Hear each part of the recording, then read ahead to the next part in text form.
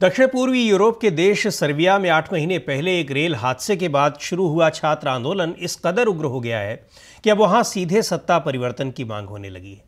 पिछले साल 1 नवंबर को सर्बिया के दूसरे सबसे बड़े शहर नोवी साद में रेलवे स्टेशन की छत गिरने से 16 यात्रियों की मौत हो गई थी।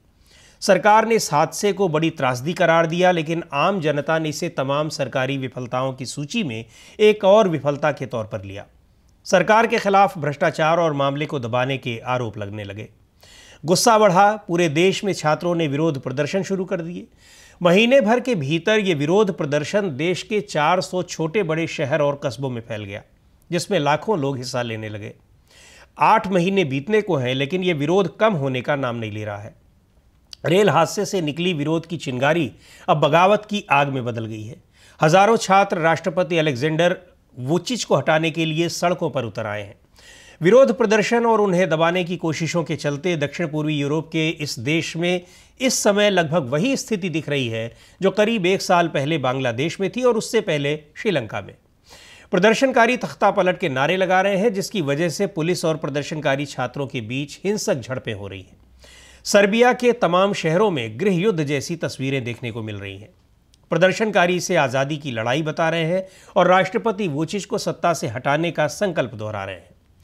पुलिस के साथ लगातार हो रही झड़पों की वजह से ऐसा लग रहा है कि पिछले 8 महीने से जारी ये आंदोलन अब आउट ऑफ कंट्रोल हो गया है।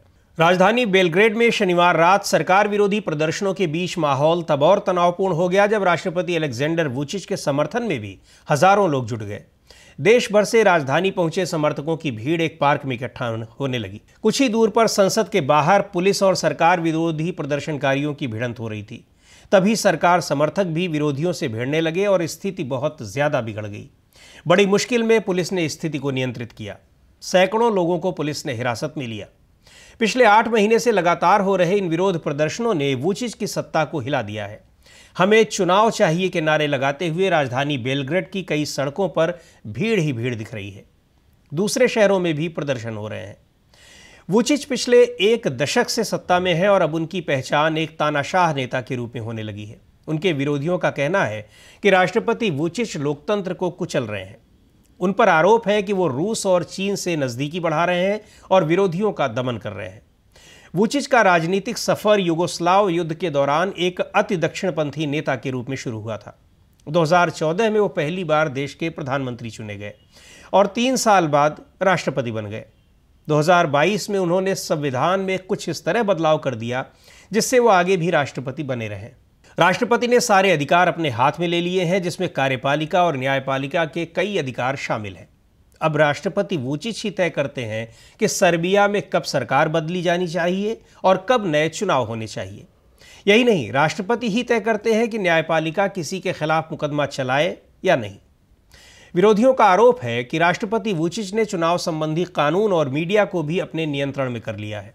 मीडिया का इस्तेमाल करके वो विपक्ष के हर नेता को बदनाम करते हैं और उनकी विश्वसनीयता खत्म करने की कोशिश करते हैं।